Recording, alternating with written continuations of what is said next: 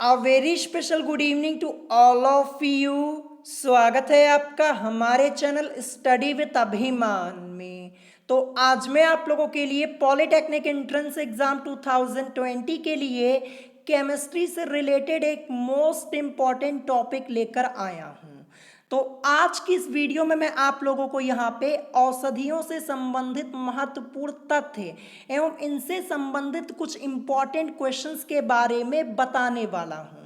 तो जैसा कि कल मैंने आप लोगों से पूछा था कि क्या आप इस टॉपिक को डिटेल में पढ़ना चाहते हैं, तो मैक्सिमम स्टूडेंट्स ने मुझसे यही कमेंट करके कहा था कि सर इस टॉपिक को डिटेल में पढ़ा दीजिए। और ये टॉपिक आप लोगों का एंट्रेंस एग्जाम के पॉइंट ऑफ व्यू से मोस्ट इंपॉर्टेंट है, क्योंकि आपके एंट्रेंस एग्जाम में इस टॉपिक से रिलेटेड क्वेश्चंस जरूर पूछे आते हैं। और ये टॉपिक आपका किस चैप्टर से रिलेटेड है, तो चैप्टर का नाम है औद्योगिक रसायन, जिसे हम इंग्लिश में बोलेंगे इंडस्ट्रियल केमिस्ट्री। तो ये चैप्टर तो मैंने आप लोगों को बहुत पहले ही पढ़ा दिया था, और साथ ही साथ मैंने आपको इस चैप्टर के सभी क्वेश्चंस भी ऑलरेडी करा दिए थे।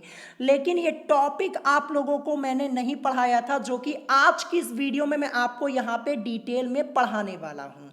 तो चलिए फिर आज की इस वीडियो को स्टार्ट करते हैं। तो जैसा कि आप लोग अपने स्क्रीन के ऊपर देख पा रहे होंगे, यहाँ पे सबसे पहले क्या लिखा है, तो सबसे पहले यहाँ पे लिखा है औषधियाँ, जैसा कि आप लोग देख पा रहे होंगे।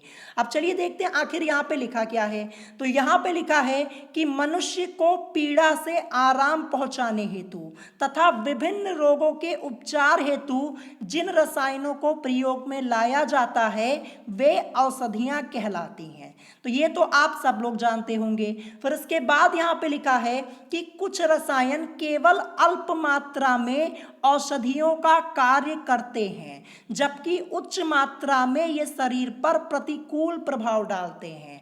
उदाहरण के तौर पे यहाँ पे दिया है कुनैन, अफीम आदि। ठीक है, एग्जाम्पल क्या दिया है, कुनैन, अफीम आदि।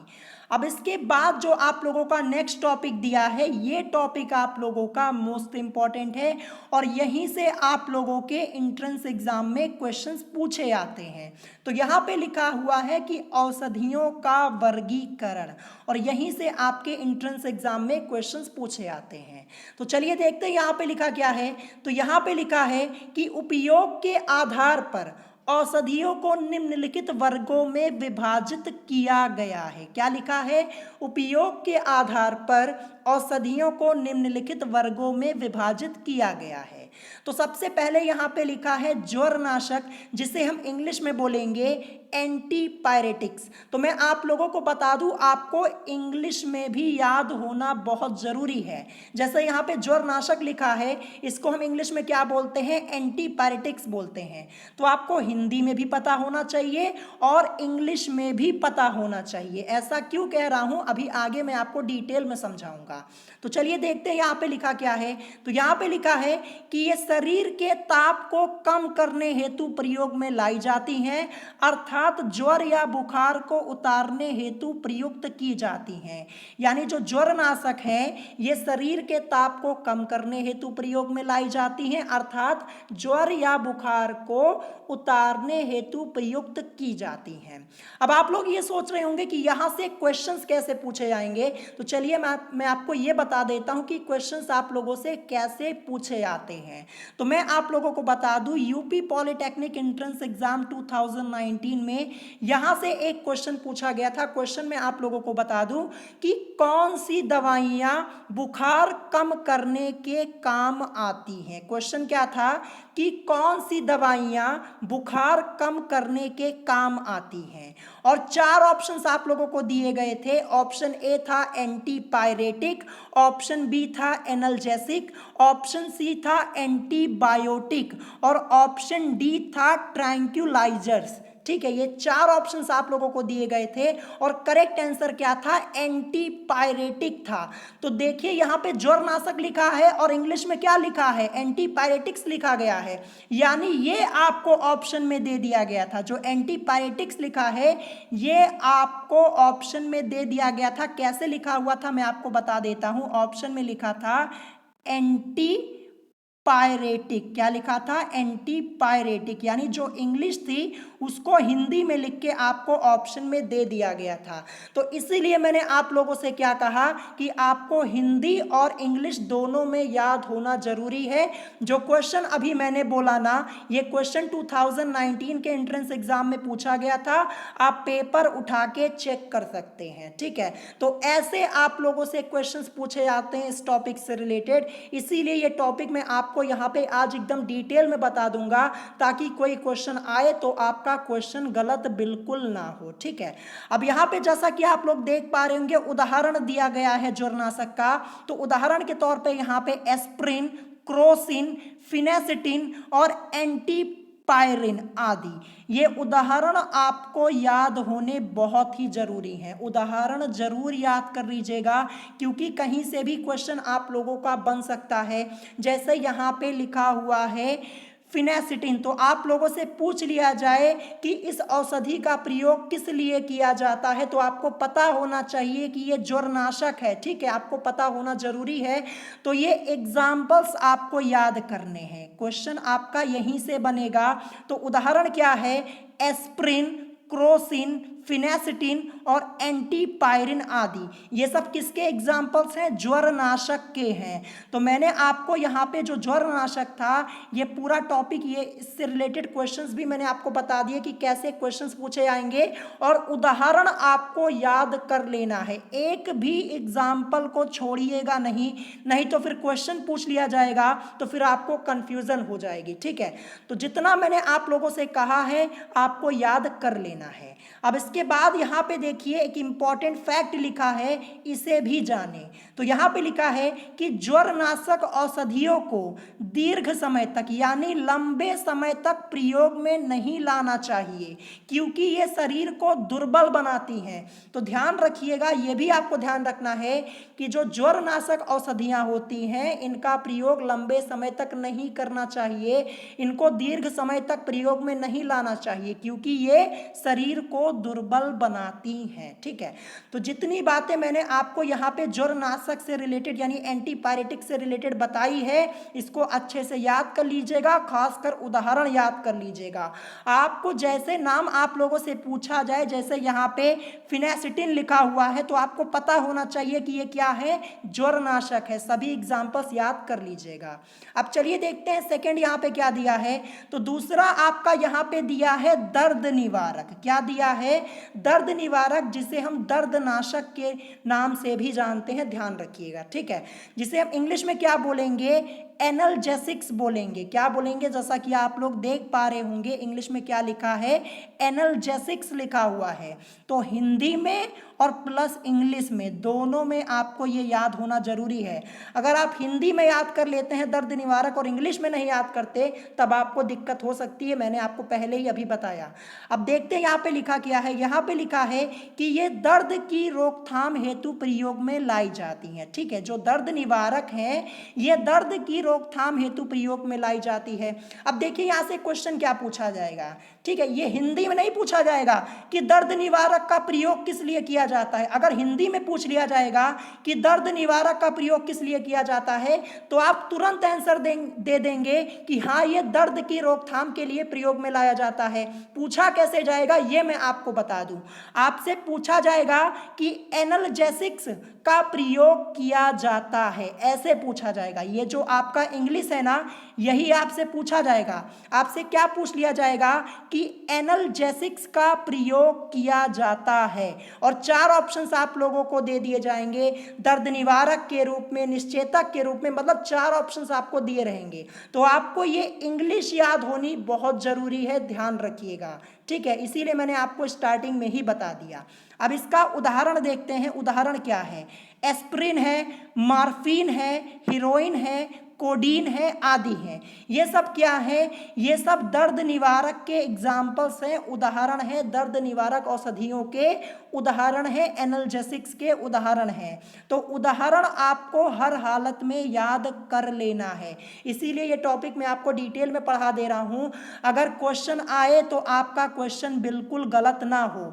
जैसे यहाँ पे लिखा हुआ है मॉर्फिन, तो आपको पता होना चाहिए कि ये किसका एग्जाम्पल है। अगर आपसे पूछ लिया जाए कि मार्फिन है, ऐसे क्वेश्चन पूछ लिया जाए कि मार्फिन है और 4 ऑप्शंस आप लोगों को दे दिए जाएं कि एंटीपायरेटिक है, एंटीबायोटिक है या एनाल्जेसिक्स है, तो आप क्या कहेंगे? एनाल्जेसिक्स है ना, यही तो कहेंगे। तो आपको ऐसे क्वेश्चन को याद कर लेना है, ऐसे ही क्वेश्चंस आप लोगों से पूछे जाएंगे।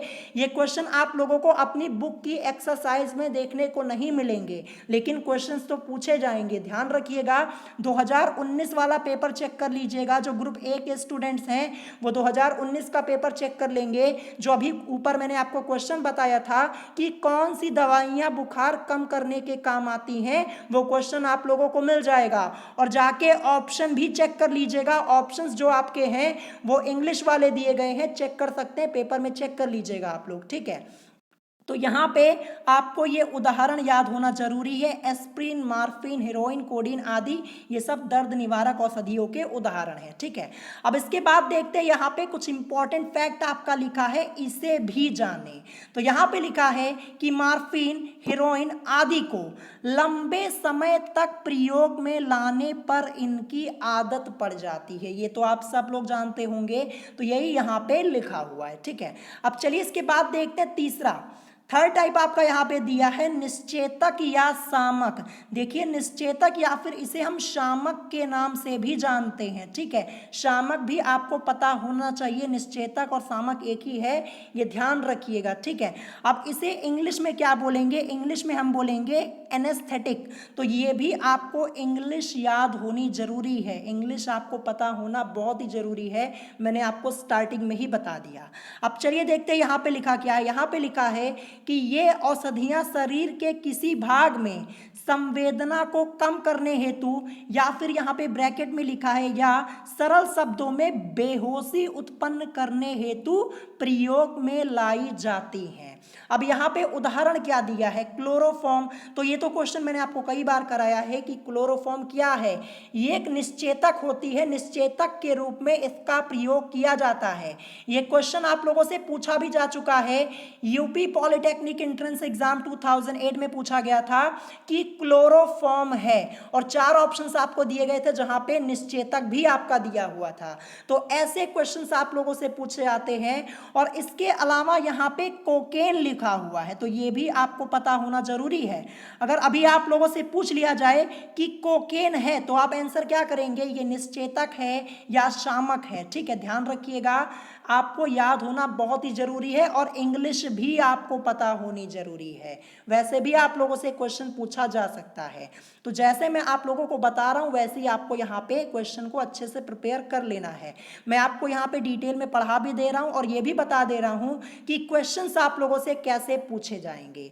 अब देखिए यहाँ भी एक इंपॉर्टेंट फैक्ट दिया है, इसे भी जाने। तो देखते हैं यहाँ पे लिखा क्या है। यहाँ पे लिखा है कि शुद्ध क्लोरोफॉर्म हृदय पर प्रतिकूल प्रभाव डालता है, अतः इसे 30% ईथर के साथ मिलाकर प्रयोग में लाया जाता है। इसको याद कर लीजिएगा, यहां से क्वेश्चन बन सकता है, ठीक है। तो यहां पे क्या लिखा है कि शुद्ध क्लोरोफॉर्म हृदय पर प्रतिकूल प्रभाव डालता है, अतः इसे 30% ईथर के साथ मिलाकर प्रयोग में लाया जाता है, ठीक है। ये आपको अच्छे से याद कर लेना है, एग्जाम्पल्स जरूर याद कर लीजिएगा, और हिंदी और इंग्लिश दोनों में आपको नाम याद होना जरूरी है, ठीक है। चलिए नेक्स्ट देखते हैं, नेक्स्ट टाइप यहाँ पे क्या दिया है। तो जैसा कि आप लोग देख पा रहे होंगे यहाँ पे टाइप 4 आपका लिखा है। तो यहाँ पे लिखा है पूतिरोधी, जिसे हम इंग्लिश में क्या बोलते हैं? एंटीसेप्टिक्स बोलते हैं। तो आपको हिंदी भी पता होना जरूरी है और इंग्लिश भी पता होना जरूरी है, जैसा कि मैंने आपको स्टार्टिंग में ही बता दिया। अब यहाँ पे लिखा है कि इनका प्रयोग शरीर के घावों को धोने आदि के लिए किया जाता है। यानी जो एंटीसेप्टिक्स होते हैं इनका प्रयोग शरीर के घावों को धोने के लिए किया जाता है, ये आप सबको पहले से ही मालूम होगा। फिर उसके बाद यहाँ पे लिखा है कि इनमें रोगाणुनाशी एवं जीवाणुनाशी गुण होता है। जो एंटीसेप्टिक्स होते हैं इनमें रोगाणुनाशी एवं जीवाणुनाशी गुण होता है। अब उदाहरण क्या दिया गया है? एग्जाम्पल। एग्जाम्पल आपको याद होना बहुत ही जरूरी है, ध्यान रखिएगा। तो सबसे पहले यहाँ पे दिया है क्लोरोमाइन, फिर फिर उसके बाद यहाँ पे लिखा है मर्क्यूरोक्रोम, फिर उसके बाद फिनॉल, ब्रैकेट में यहाँ पे लिखा है 0.2% विलियन, फिर इसके बाद लिखा है टिंचर आयोडीन आदि। तो ये सब किसके एग्जाम्पल्स हैं? ये सब प्रतिरोधी यानी एंटीसेप्टिक्स के एग्जाम्पल्स हैं, यानी ये प्रतिरोधी औषधियों के एग्जाम्पल्स आप लोगों को यहाँ पे दिए गए हैं। तो ये एग्जाम्पल्स आप लोगों को याद होने बहुत ही जरूरी हैं। अब क्वेश्चंस कैसे पूछे जाएंगे ये मैं आपको बता दूं। देखिए जैसे यहाँ पे क्लोरोमाइन लिखा है, तो आप लोगों से पूछ लिया जाए कि क्लोरोमाइन है और 4 ऑप्शंस आप लोगों को दे दिए जाएं। ऑप्शन ए आपको दिया जाए antipyretic, option B analgesic, option C दिया जाए एंटीबायोटिक और ऑप्शन डी दिया जाए एंटीसेप्टिक। तो आपका आंसर क्या होगा? तो क्लोरोमाइन ये एक एंटीसेप्टिक है, ध्यान रखिएगा, यानी प्रतिरोधी है। अभी मैंने आपको बताया ना।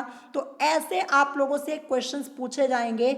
मैं आपको क्वेश्चंस इसलिए यहाँ पे बता दे रहा हूँ ताकि आप लोगों को आइडिया हो जाए कि कैसे क्वेश्चंस आप लोगों से पूछे जाएंगे, ठीक है।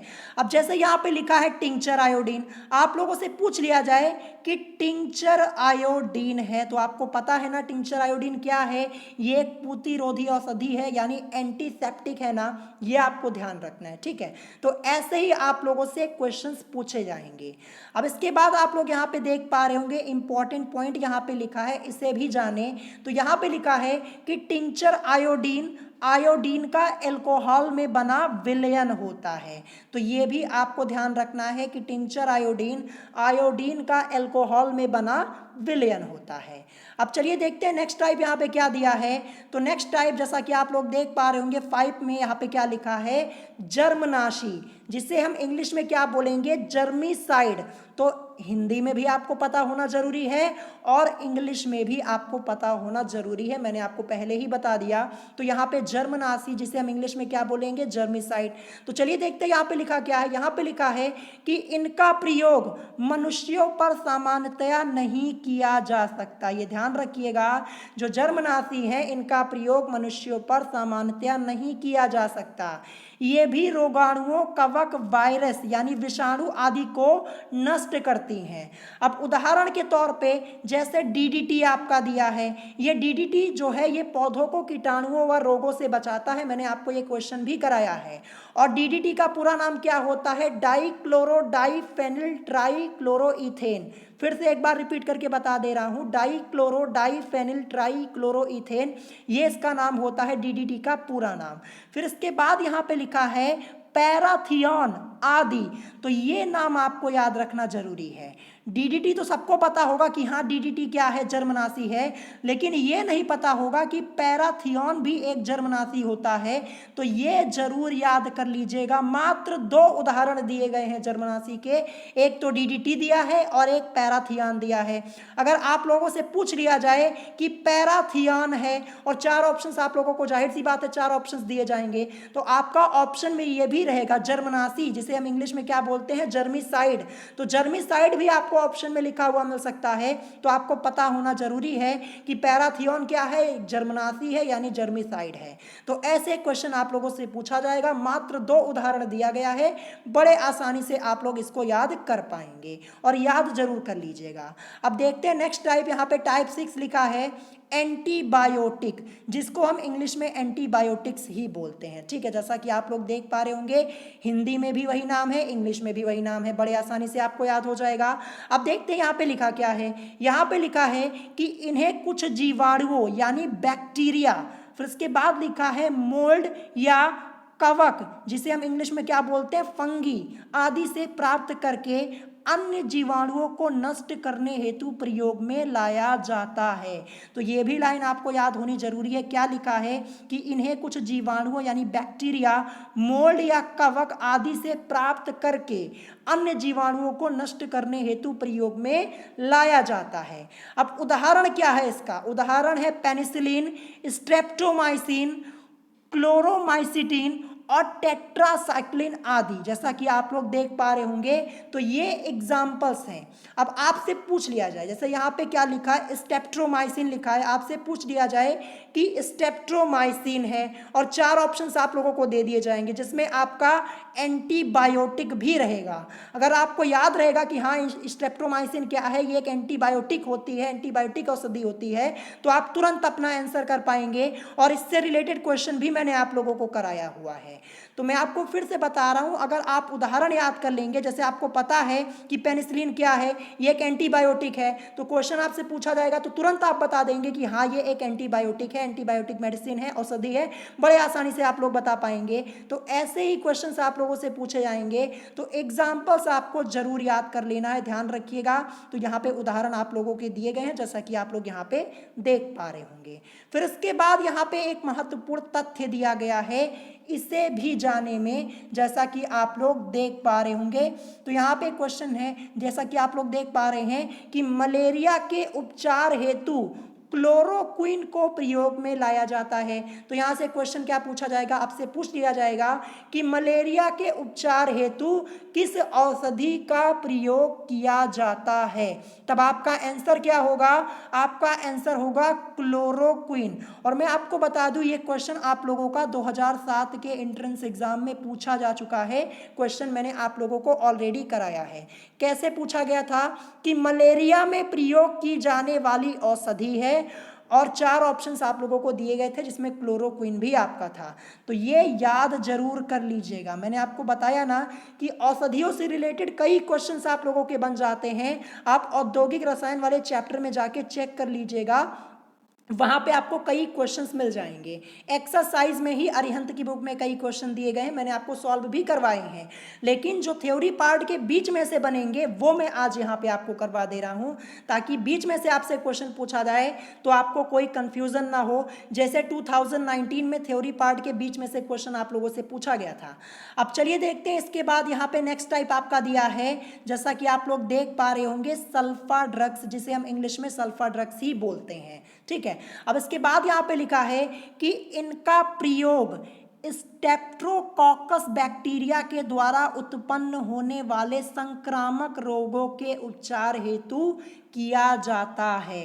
तो ये लाइन आपको याद होनी बहुत ही जरूरी है। ठीक है, यानी जो सल्फा ड्रग्स हैं, इनका प्रयोग स्टेप्ट्रोकोकस बैक्टीरिया के द्वारा उत्पन्न होने वाले संक्रामक रोगों के उपचार हेतु किया जाता है। इनका मुख्य अवयव, अब यहाँ पे क्या लिखा है, इनका मुख्य अवयव सल्फानिलैमाइड होता है। क्या होता है, सल्फानिलैमाइड होता है। तो आपसे पूछा जा सकता है कि सल्फा ड्रग्स का मुख्य अवयव क्या होता है, तो आपको पता होना चाहिए कि सल्फानिलैमाइड होता है, जो स्वयं भी एक औषधि है। जैसा कि आप लोग देख पा रहे होंगे, क्या लिखा है कि जो स्वयं भी एक औषधि है।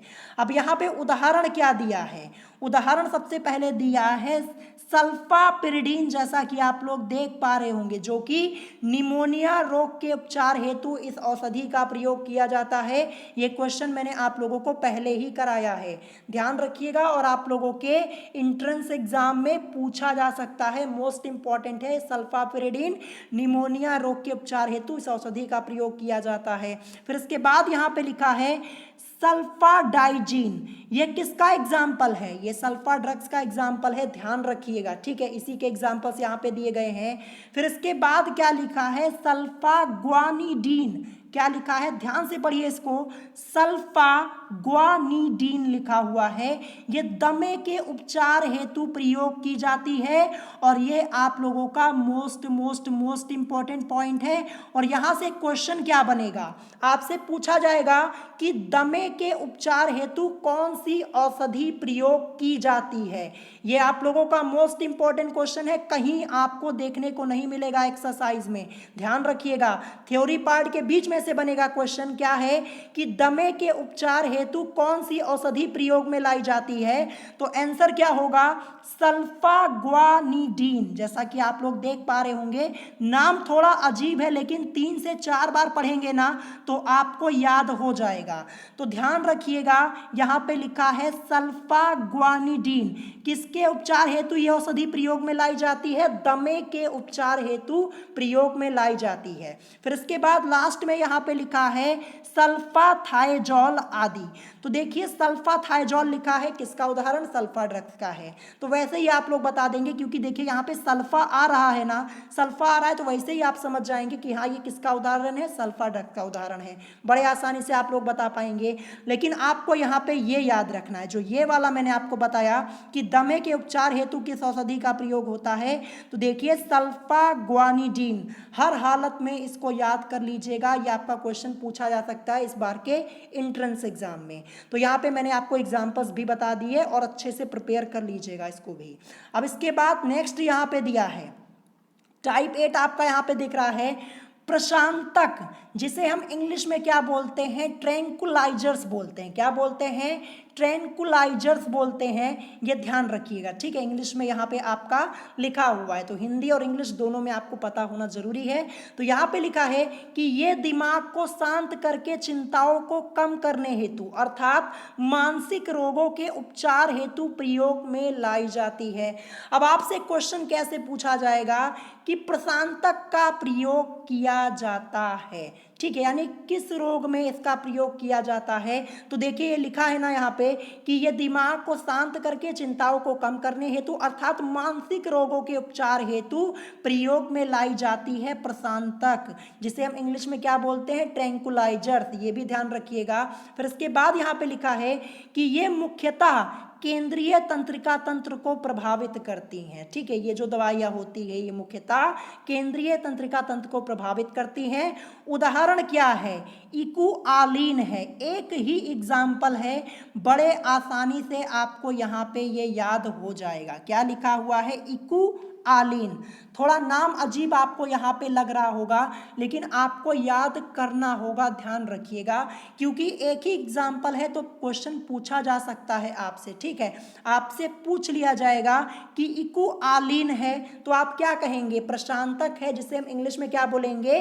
ट्रैंकुलाइजर्स है। तो ये सब क्वेश्चंस आपको एक्सरसाइज में देखने को नहीं मिलेंगे, ये थ्योरी पार्ट के बीच में से बनेंगे, इसीलिए मैं आपको यहाँ पे इतना डिटेल में ये टॉपिक पढ़ा रहा हूँ कि कोई कंफ्यूजन आपको ना रह जाए, ठीक है।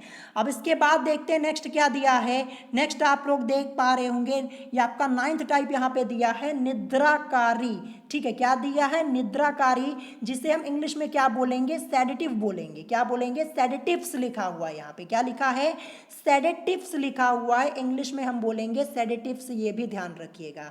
अब देखते हैं यहाँ पे लिखा क्या है। यहाँ पे लिखा है कि इनका प्रयोग निद्रा उत्पन्न करने हेतु किया जाता है। तो जाहिर सी बात है, निद्राकारी है तो किस लिए प्रयोग किया जाएगा? इनका प्रयोग निद्रा उत्पन्न करने हेतु किया जाता है। लेकिन आपसे निद्राकारी नहीं पूछा जाएगा, आपसे ये पूछ लिया जाएगा जो इंग्लिश में लिखा हुआ है। क्या लिखा है? सेडेटिव्स लिखा है। पूछ लिया जाएगा कि सेडेटिव्स का प्रयोग किया जाता है या फिर सेडेटिव्स औषधियों का प्रयोग किया जाता है, तब आप क्या बोलेंगे? इनका प्रयोग निद्रा उत्पन्न करने हेतु किया जाता है। इसीलिए मैंने आपको कहा कि आपको इंग्लिश में भी याद होना बहुत ही जरूरी है। अब उदाहरण इसका क्या है? उदाहरण मात्र 2 है और ये दोनों मैंने आपको पहले ही करा दिया है क्वेश्चन के रूप में।